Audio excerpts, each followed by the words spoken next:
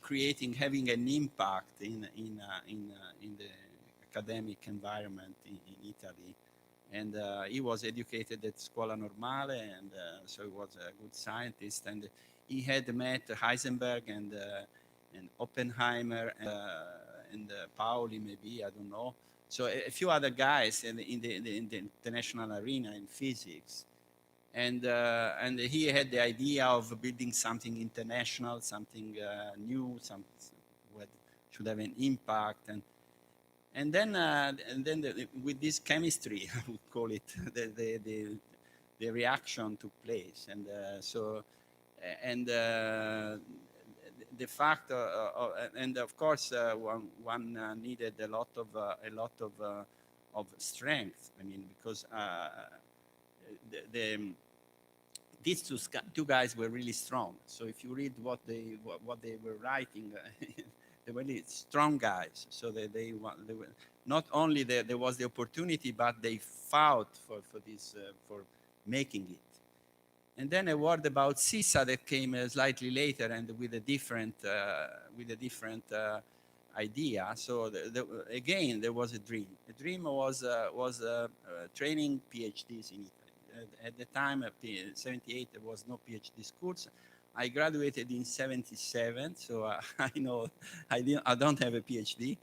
And very curiously, I'm the director of a PhD school, so without PhD. So yeah, I got a diploma di perfezionamento in Pisa, which was not a PhD at the time. And so the idea was to create a PhD school in Italy, and that was done in 78. And there was an event, again, a rare event, an earthquake in 76 in Udine and in villages around. Trieste was not at all struck by the earthquake, so there was no impact of the earthquake in town.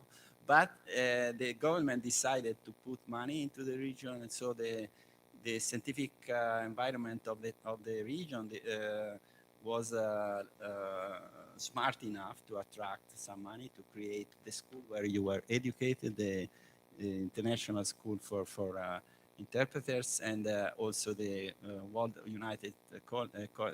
College of United World, where Giulio Regeni studied, and the University of Udine that was created with the same law, and Area Science Park, which is a park of technology transfer, and CISA. So, and in the Article 1 of the law that created CISA, the third world countries, as they were called at that time, were mentioned. So it was mentioned the role as in the training of but then in the end we trained. We have an agreement with ICTP only recently. So we receive a lot of contacts with countries of the third world from ICTP, but only recently, in the last 5 years, we sort of have an agreement, maybe a little bit more, so 7, 8 years, that we have an agreement on how we should systematically share students coming from developing countries. So maybe I was too long. No, I want to stop because I don't want to say too much. So. That's all right. Yes, then.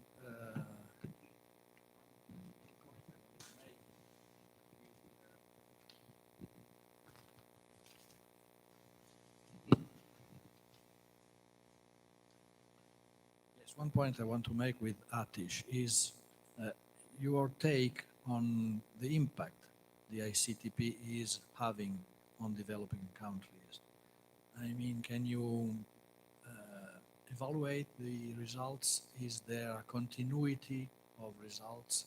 In what way the institute keep ties with its alumni? And what is the perspective for the center to open other agencies elsewhere in the world now? Okay, so I think like Salam was from originally from Pakistan. I'm originally from India. And Salam really felt quite passionately that science is really a common heritage of humankind. And if a society does not gear itself up to have advanced science, they are basically doomed. And, and he believed that it has to be made available to the entire humanity.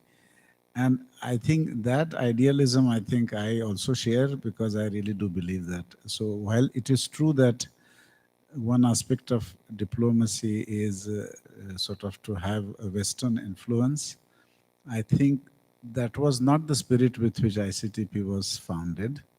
The spirit with which it was founded was to really create an international hub where people can come together, speaking the common language of science.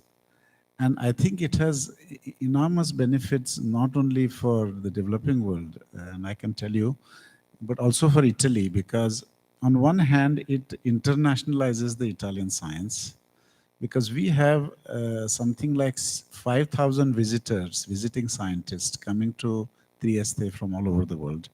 Half of them are from the developing world, who are funded by ICTP completely, because they cannot, I mean, we provide them the financial support. And half of them come from the developed world. And in this way, you can put a Nobel laureate in contact with a young, bright scientist from the developing world.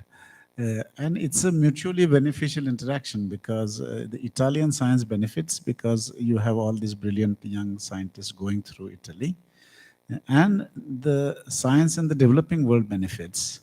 And so the impact it's very clear, since I myself lived in India and I have seen Trieste and ICTP. I have been at ICTP in many capacities, as a student, as a lecturer, as an organizer of schools, then as a faculty member, and now as the director. And I saw that it really has an impact on people's scientific careers, enormous impact, because ICTP has this kind of a long-term engagement, that even when our students go back to their home country, they keep returning for conferences or as associates. We have an associates program as lecturers. And this impact, therefore, is multiplies. There is a multiplier effect. Just to give an example, one of our postgraduate master's student, now is a professor in Nepal. And he is sending us young, bright students from Nepal.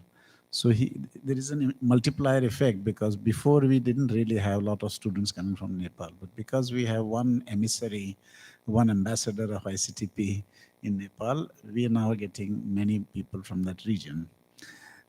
Then the second point I want to say is that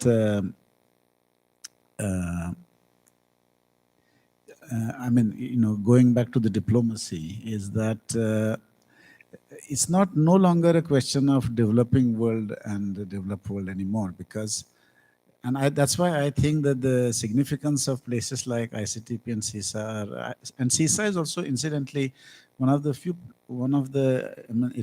it's a pioneering thing from the European perspective. There are not many places in Europe where you really have international doctoral students. I have lived in Paris for many years. CISA really has a well-defined budget to attract students from the developing world and all over the world, not necessarily from the developing world. So that again has this component of internationalizing the Italian science, and that I think is fundamental. But I think that this is becoming almost a necessity now, because very serious crises that we are facing now. It's almost an existential crisis, climate, if you don't do something about it in 20 years. And it is fundamentally requires a science without borders, because climate doesn't really respect geographic borders. And this we see very clearly. If you have a regional climate model to predict monsoons, you need data both from Pakistan and from India and from Nepal. You cannot say monsoon is not going to stop at the Indian border. So we bring scientists from the entire Southeast Asian Europe together on our school in, let's say, climate modeling. and they talk to each other. It creates a real understanding across the border, people who would not otherwise come together. So there is an aspect to it which I will describe. But therefore, I think it has an impact not only in the developing world, but really for the entire world, because some of these issues are no longer, you cannot isolate Italy from the rest of the world, because if there is a heat wave happening somewhere else, it will hit Rome, or if the water level goes up, it will hit Trieste. So we don't know. I think we really need to think globally, and it's a compulsion of our time. About the common language of science, but then another question comes to my mind: how do you deal with? You must have political interference. I mean, is there any political group that try to push you? I mean, to make a difference between a North Korean student and an American one, a South American one. How do you deal with this kind of students coming from countries that are considered rogue countries in the West? Is there, it's a question for both of you. Is there a way you can resist from interference? Can you, also, how do you protect from, well, let's call them by their names, by their name, spies? Does this exist in your world? Okay, so I have to say that, okay, it's a delicate issue. I mean, there are areas of science and technology where there are issues about patents, there are issues about industries, priority and technological secrets. I think there the issue is actually more difficult. But in areas in which both ICTP and CISA work, in fundamental research, which is not at the high degree of technologically readiness, we are not going to immediately have applications of black hole physics or something like that. Or climate modeling, we are not going to have it's not like some drug that is really tomorrow going to be discovered. So in that way, the issue is a bit easier for us because we are not doing some high technology nuclear reactor research. And if we were doing that, then these issues would be more significant. But in spite of that, there have been some situations where there was a pressure. But again, I would like to say that ICTP's cafe is one place where you can, it's a really wonderful place. You can see an Indian and a Pakistani talking to each other about physics. Even at the middle of time, I remember there was some tension between India and Pakistan. And people were happily talking physics there. There was no issue. Iran and Americans, South Korea, North Korea, they come together because really they can speak this common language of science. But there have been, sometimes there have been pressures, in particular with ICTP. For example, we had some Taiwanese student, and then China, and we are governed by a tripartite agreement between IAEA, UNESCO, and Italian government. And IAEA and UNESCO are United Nations organizations. So there are issues like that, from the United Nations resolution, there is a one China policy, and which of course does not mean that Taiwanese scientists should not be invited. But there is a fine line that you have to walk. And so there was a time when some pressure was put on ICTP not to invite Taiwanese scientists. And I had to negotiate hard about it, and we succeeded in arguing that, okay, while we accept the one China policy, which we have to accept because that's a United Nations resolution. So ICTP cannot take a position against the United Nations resolution. But it does not mean that Chinese scientists should not be allowed to enter into.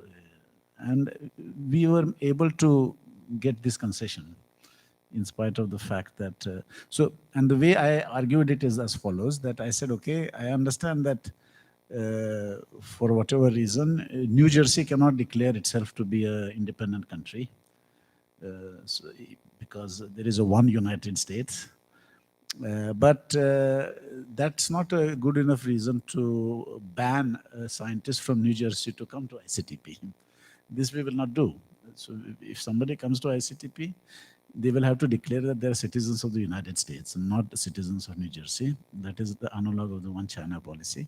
But we will not bar, we cannot, it's against the very fundamental principles of ICTP.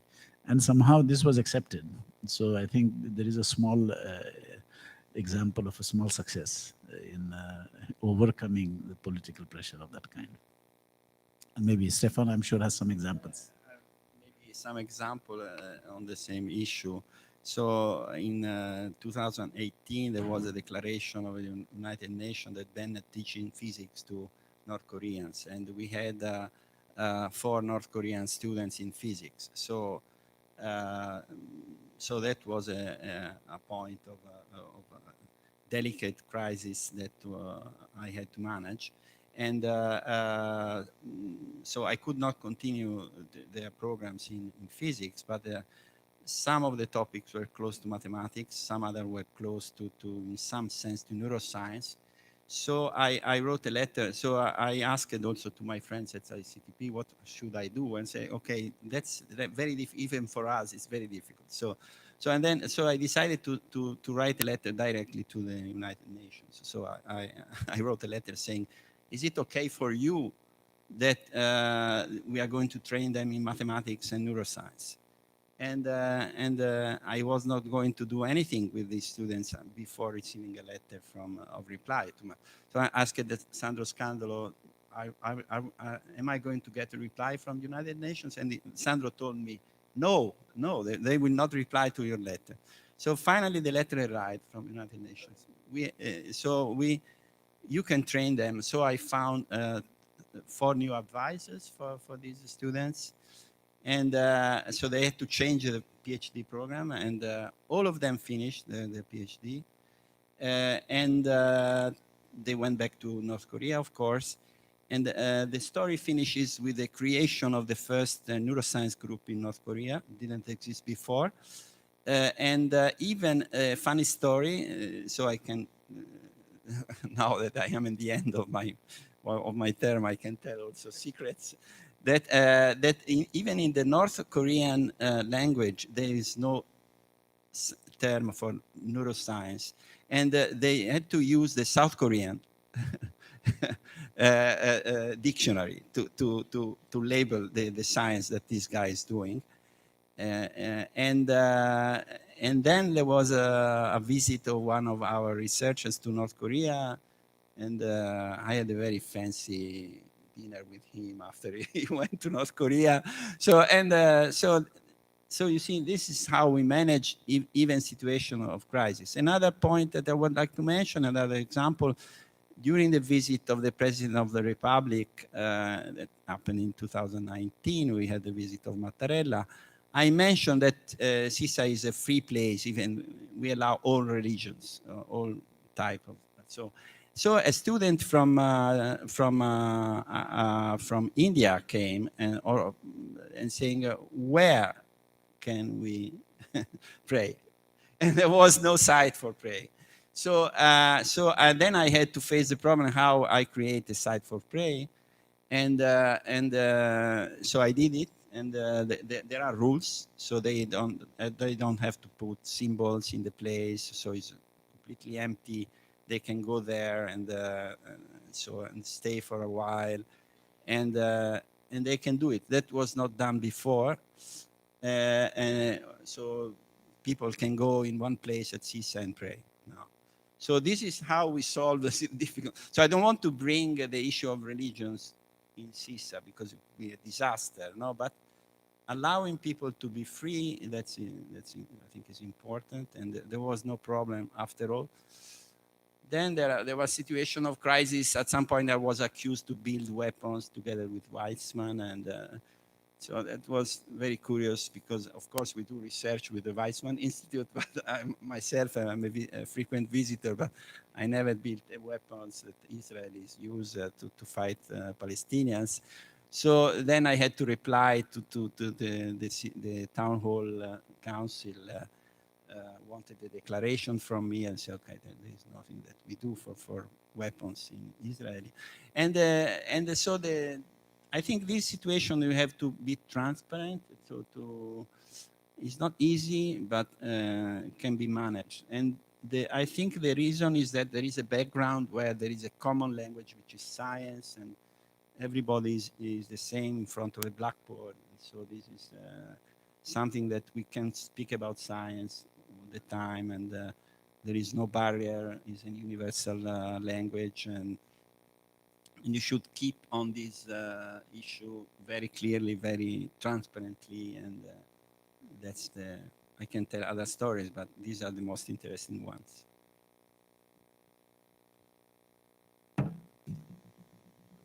I'll ask you to tell us other stories later. Well, from your description, you fully are an actor of science diplomacy. And recently, since 2016, the European Union is developing a cultural and science diplomacy policy.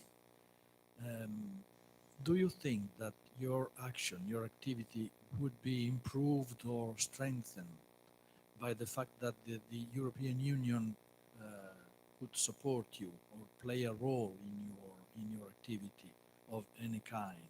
You are now funded by the United Nations and by the Italian government. Would it be an important and interesting development for you to also have the European Union involved in this? You know, the European Union is, since 2010, having a foreign policy, an attempt to foreign policy better. And diplomacy, cultural diplomacy here plays a very important role for the European Union because this is a safe field of action. What is your point on this, both of you?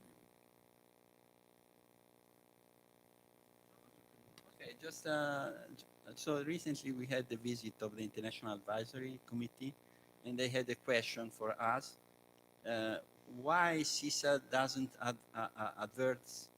advertise as an European institution? So they noticed this in our way we speak to the world, and in fact this is an issue that we discussed.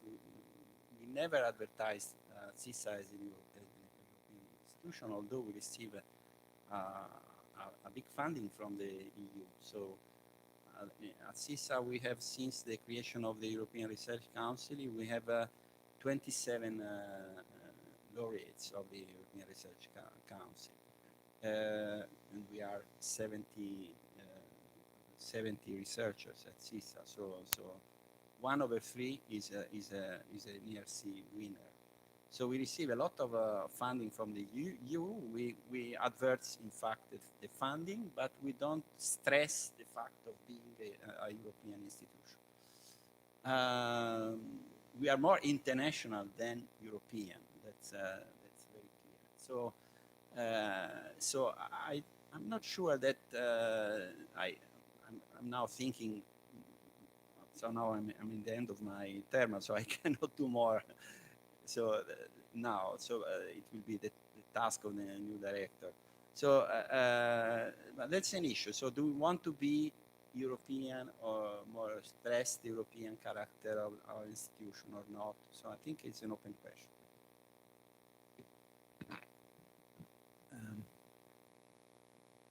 I mean, I would say that one place where I see, to put the question slightly differently, you talked about political pressures coming in, restricting, but there is an opposite thing, that in what sense can a international hub like ICTP overcome this political pressure? And there are two very good examples. And the reason it can be done is precisely, the reason people from different political persuasion are able to talk freely in the cafe of ICTP is because fundamentally it's actually something that we take for granted. But the language of science is really universal. I mean, if you meet somebody from Africa, they would talk about the same rules of classical mechanics and quantum mechanics. as you would see from somebody coming from Norway. And that language you learn and you have imbibed when you're studying physics together. And so, in some ways, you really feel, I mean, sometimes some of my colleagues have said in physics, you feel closer to somebody sitting in, in Brazil than you feel to somebody who may be your neighbor next door, because you really share that common way of thinking and the language. And that, what that does is that it really, ICTP has played this role of a door opener. And the one example is European and the other example is non-European. The non-European example is the Sesame project. So ICTP held the first one conference in Dahad. We were the kind of the pioneers there.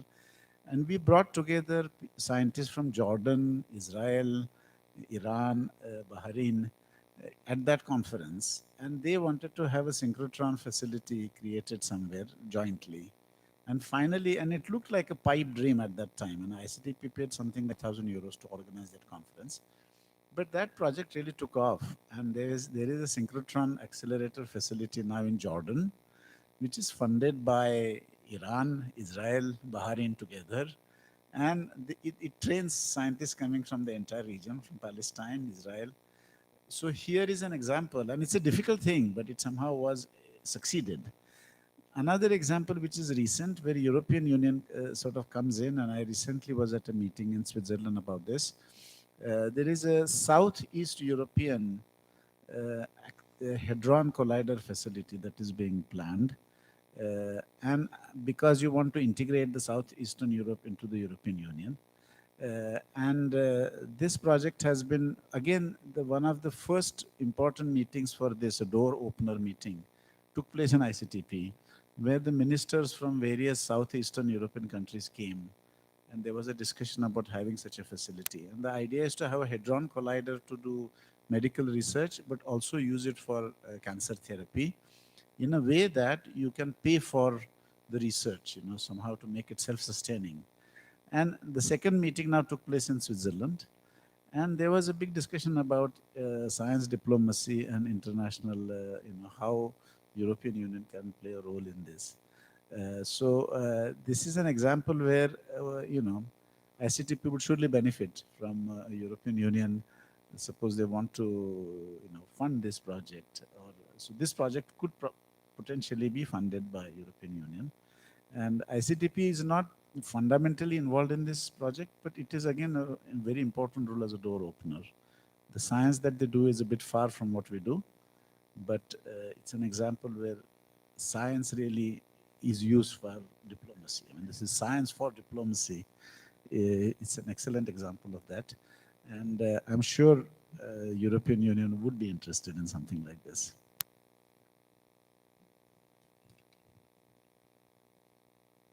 As I see a lot of new faces tonight here, I suppose you are scientists and perhaps better prepared than me to ask questions to our guests. So feel free to ask if you have any question in any language, French, English, Italian. A couple of hands raising there. So I'm a former CISA student, so I know very well both the institutions. I have two questions. One is about the relationship between these institutions and the city of Trieste. Between these two institutions and the city of Trieste, because we've seen that Trieste is a very international city, in that there are a lot of international people in Trieste. But in some extent, at least this was my perception, these persons do not really interact with the city.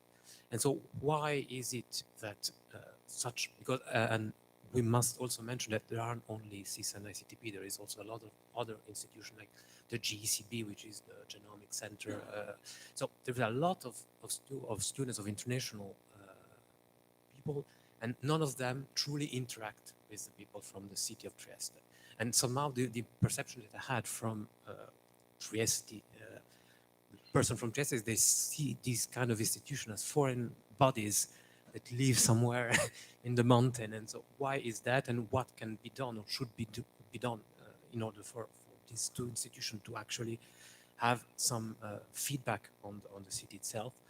And the second one is about the fact that both those two institutions are essentially were born as physics institutions, and then little by little some more departments were added. And my impression was that as much as there was at least we were trying to get more interdisciplinary studies, this never quite took hold. Somehow the physicists do their physics on their side, the mathematicians do their mathematics, the neuroscientists do their work on their side. And so what is missing, maybe from an organizational point of view, or what can be done to foster this kind of studies that, the Nobel Prize in Physics has been awarded to this kind of studies. And so what can be done to foster those kind of studies?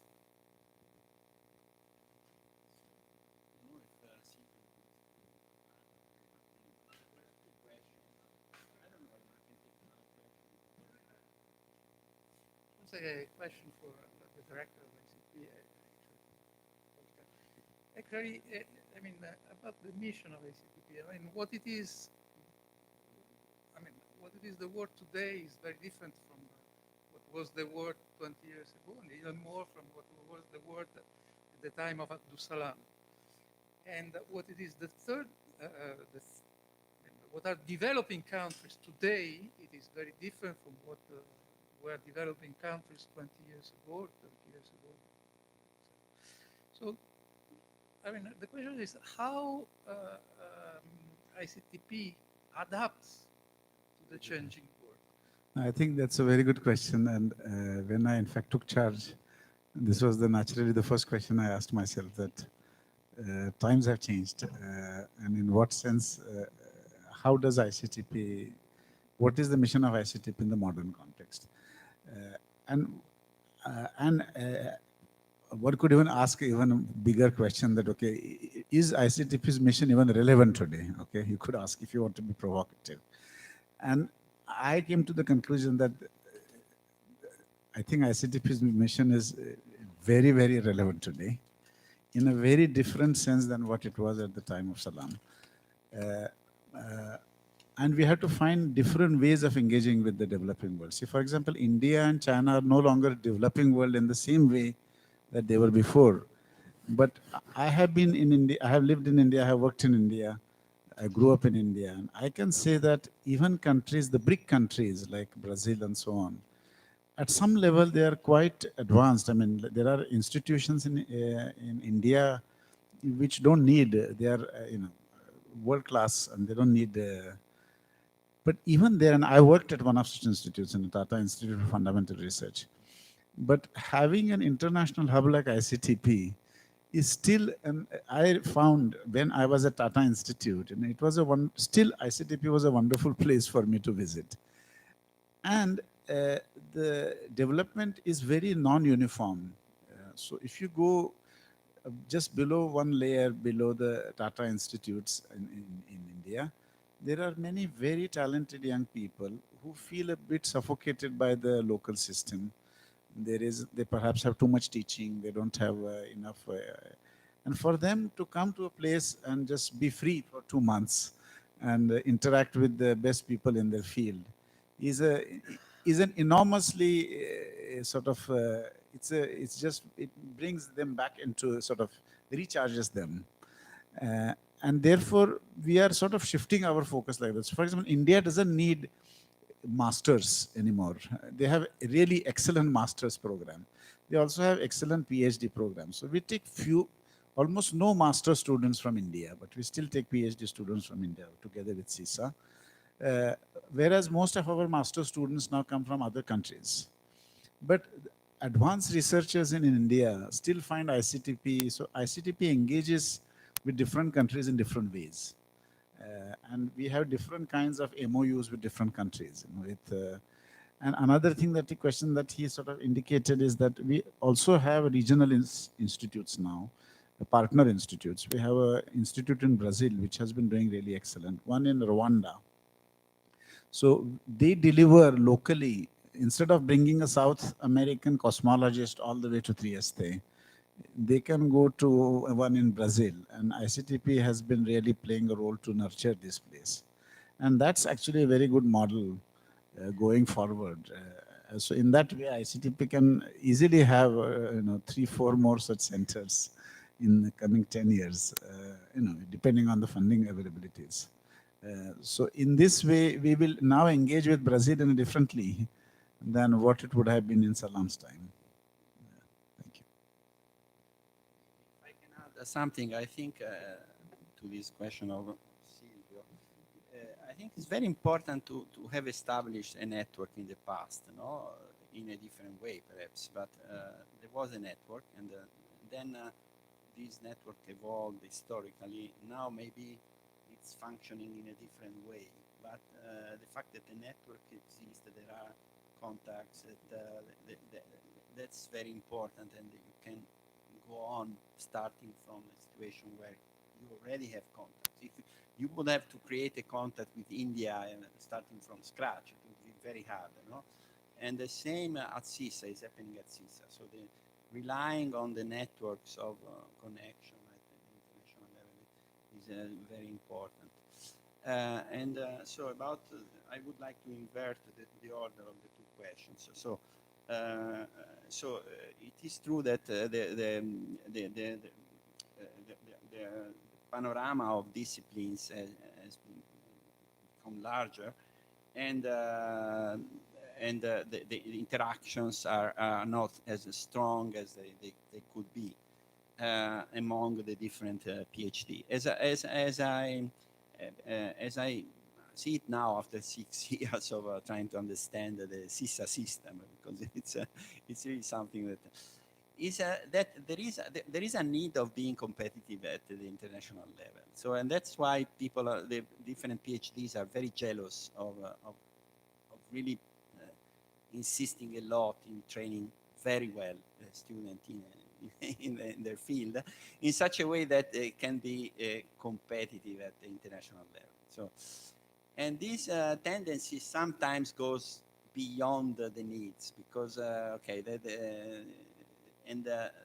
it should be combined with an effort of creating more links among disciplines. Now, an opportunity is the creation of the data science group at CISA that was created under the umbrella of the physics department, but it expanded to the mathematics and to the neuroscience. So, and in fact, during the visit of the International Advisory, they remarked that the way that this research and data science is growing now at CISA is different from the other type of research, and it could be an opportunity to really create a background field where PhDs interact more. And another action that I did was to create a sort of centers together with ICTP. One center in cosmology, high energy, astrophysics, and George Ellis, who inaugurated the center, said even philosophy could be allowed in that center. Unfortunately, it was created just in 2019, well, before the pandemic, so there was a program of workshop, and anyway, it survived the pandemics, and I hope that it will have a bright future. And another center is a center for geometry and physics, where mathematicians are talking to field theorists and string theorists, and even broader from now we have taken a very good person in mathematical physics who is organizing also meetings with condensed matter topics. So I think these two institutes is a good opportunity for establishing bridges between the different PhDs, which I recognize is a problem. So it's something that struck me, and also strikes the committees who really have to evaluate the CISA activities. About connection to the city, to the town, I come back to the comment of Caracciolo that Italy does not want Trieste. So we are a border town, and the scientists are at the border to the border, no? So so uh, that's difficult. So we tend to meet. So I moved from Florence to Trieste, and so I met many persons in my environment, but rarely I meet persons from Trieste, and so I go to with my grandson likes to take bath in Sistiana, no, and you don't meet people from Trieste in Sistiana. Mostly they are Slovenians or Austrians, and myself. So my grandson has a lot of friends from Slovenia, so it's something that Trieste people is really peculiar people. So I don't know eh? Yeah, you have to go to Barcola. Barcola. That's very special because. So, but I don't complain, and so it's okay if it is like this. So there is no friction, and there are people from Trieste who studied at SISA. One very famous one is Roberto Cara, who is a professor in Princeton, and he's from Trieste, and it's a very prominent scientist. So so we have ties with the University of Trieste, with the University of Udine, and so now there is this master in high performance computing. Also, is an interesting experiment because there are companies from the region who are involved in the master. They pay for the tuition fees of the students, and ICTP pays for foreign students. We have a student from Afghanistan this year. So,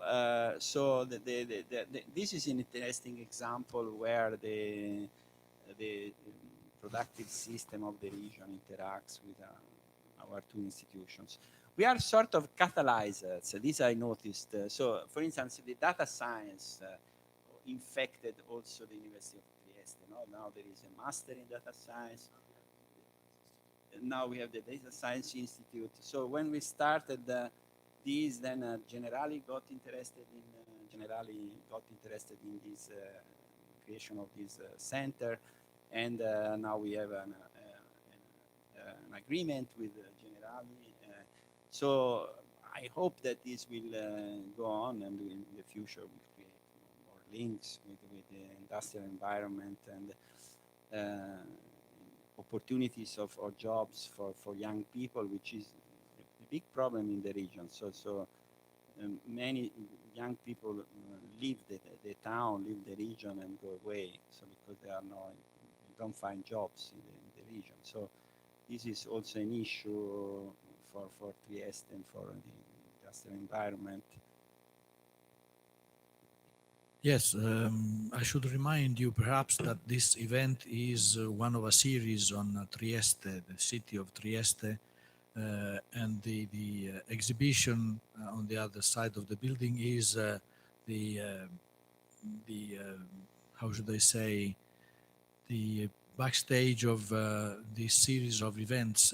It is an exhibition about Leonor Fini, the artist from Trieste, living in France but having a very mixed history. And this event tonight was supposed to highlight this scientific tradition in Trieste. But then reflecting on what is being said and on the remarks you made about the relationship between Trieste and these two institutions, this makes me think that perhaps persons like Paolo Budinic, who is at the origins of these two institutions, do not exist anymore in Trieste. Paolo Budinic was born an Austro-Hungarian subject and died an Italian citizen. He was born in Lusingrande, so not in Trieste, but in the Eastern archipelago. He was a sailor who in Trieste today can boast such an international background and such a cosmopolitan tradition. Perhaps you only. And the fact that you feel strangers in Trieste, that tells a lot about how the city has changed. but nonetheless, Trieste remains on a border. It remains, although not a true cosmopolitan city, it still has a cosmopolitan spirit, a cosmopolitan set of mind, nonetheless. But yeah, what is left of all this, and how heavily does this new nature of the city influences your two institutions? I mean, you mentioned the fact that you are opening new centers in other parts of the world. Well, is Trieste still the good place for your centers? So first of all, I think I would like to say that my personal experience, like for example, in places like Cambridge, there was at the time a lot of tension between the town and the gown, the gown being the university and the town being. I have to say, I have never experienced that in Trieste, actually. It's really wonderful for me to go to Trieste city. I do go swimming closer to Barcola, and I mostly meet Triestini people. I've never seen, there is a lot of goodwill and admiration for this people within Trieste. There is no sense that, okay, these are, and I never experienced any kind of, anti-immigrant or I personally did not. Okay, I'm sure there are people who think like that. But in fact, one of my African colleagues made this very interesting comment that, Trieste is the only place where if I'm walking around at night, people will ask me, are you a scientist, and not, whereas in the United States, you would probably immediately be the police car will come and pick you up or something like that. So that's actually is a very, it shows that this international character of Trieste actually goes very well with the international character of science. But you're right that we have to make an effort. And I mean, ICTP does, and together with CISA, we organize this maker fair. And this year there were 30,000 people from the Trieste city who came. And so we do make an effort to, build this. I mean, we are grateful to the sort of the generosity of the city and the generosity of the Italian people. And I think it's important for us to, I mean, in general, I think for scientists to try to communicate what they're doing and to be integrated in where they live.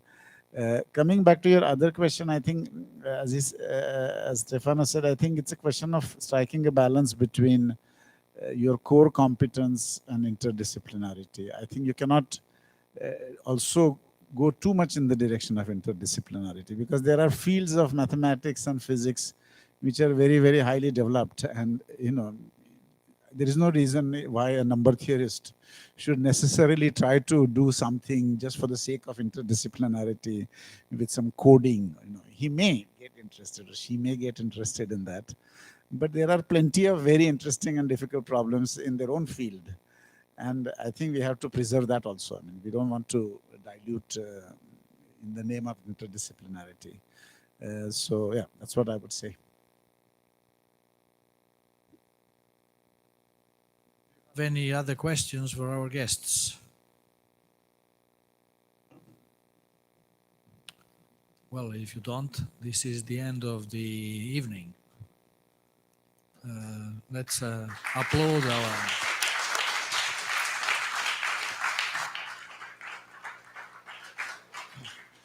Thank you for your participation, and thanks to our guests for being here tonight.